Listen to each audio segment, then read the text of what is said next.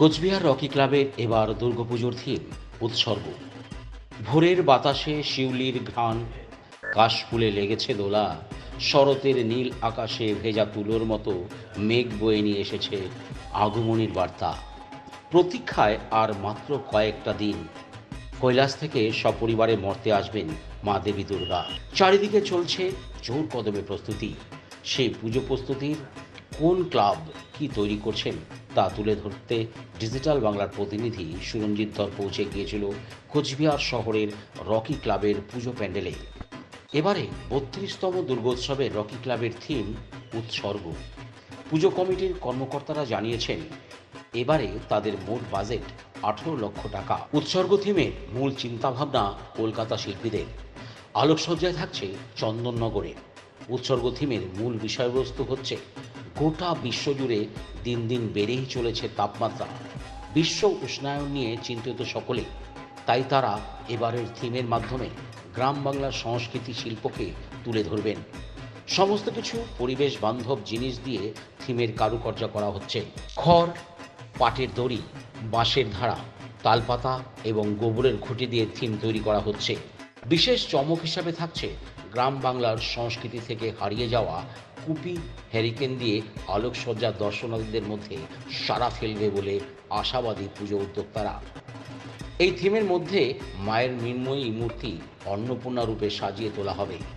মায়ের মূর্তি ধান গাছ, ধানের শীষ দিয়ে তৈরি করা হবে, যা দর্শনার্থীদের নজর কাড়বে। গ্রাম বাংলার কৃষকরা কৃষিকাজের সামগ্রী নিয়ে দুর্গা মায়ের কাছে ভালো ফলনের জন্য প্রার্থনা করবেন, যাতে রোদ, ঝড়, জল, বৃষ্টি, বন্যা, খরা হাত থেকে কৃষি ও কৃষকদের রক্ষা করেন। এমনই চিত্র থিমের মাধ্যমে ফুটিয়ে তোলা হবে। সমস্ত কোচবিহারবাসীকে আমন্ত্রণ জানিয়েছেন রকি ক্লাবের পুজো উদ্যোক্তারা। সব মিলিয়ে কোচবিহার রকি ক্লাবের থিম উৎসর্গ দর্শনার্থীদের মধ্যে বিশেষ সাড়া ফেলবে।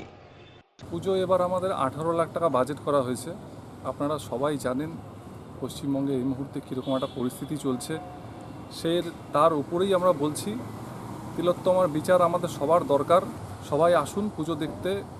অনেক গরিব মানুষ করে খায়, এর পিছনে প্রচুর মানুষের কর্মসংস্থানের জায়গা পুজোর জায়গাটা।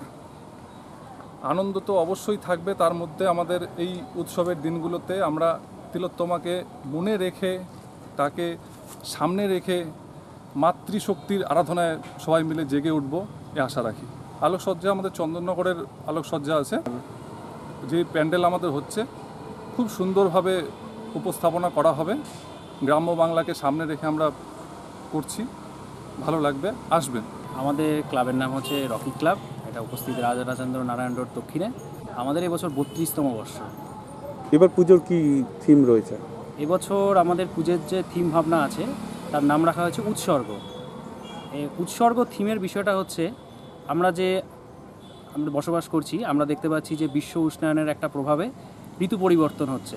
তো সেই ঋতু পরিবর্তনের ফলে চাষবাস ঠিকঠাক মতন সময় মতন হচ্ছে না, কখনো অনাবৃষ্টি, কখনো খরা।